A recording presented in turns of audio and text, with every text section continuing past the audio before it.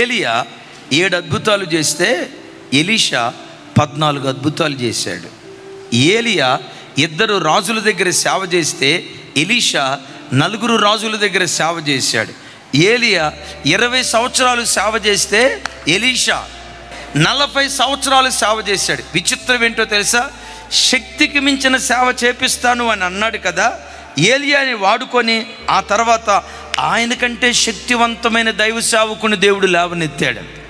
ఇక్కడ మీతో పంచుకోమని నా ప్రభు నన్ను పురికొల్పుతున్న మాట ఏంటో తెలుసా?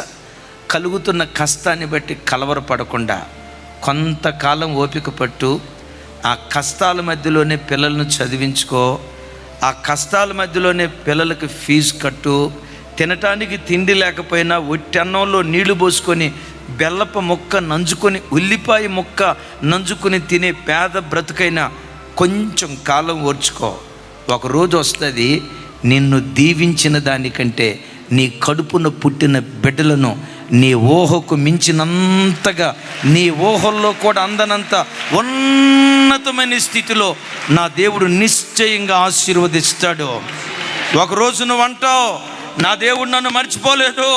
నన్ను ఆశీర్వదించిన దానికంటే, నన్ను దీవించిన దానికంటే, నా భర్తను దీవించిన దానికంటే, నా భార్యను దీవించిన దానికంటే, నా పూర్వీకులను దీవించిన దానికంటే, నా దేవుడు నా గర్భాన పుట్టిన నా పిల్లలను నాకంటే గొప్పవారిగా దీవించాడు అన్న మాట తప్పకుండా నీ నోటు నుంచి వస్తుంది. ఏలియా కంటే ఎలీషాని 2 అంతలుగా అభిషేకించాడా లేదా? అబ్రహాము కంటే ఇస్సాకును గొప్పగా ఆశీర్వదించాడా లేదా? యాకోబు కంటే యోసేపును గొప్పగా ఆశీర్వదించాడా లేదా? హన్నా ఎల్కానా కంటే సమూయేలును గొప్పగా ఆశీర్వదించాడా లేదా?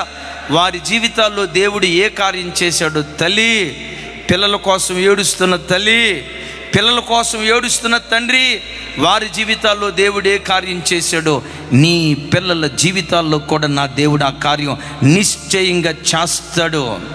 అది నీ కళ్ళతో చూస్తావు, నీ చెవులతో వింటావు. ఈ ఆశీర్వాదాన్ని కన్నులారా చూసిన తర్వాతే నెమ్మదిగా ప్రభు దగ్గరికి వెళ్ళే కృప దేవుడు నీకు అనుగ్రహించునుగాక.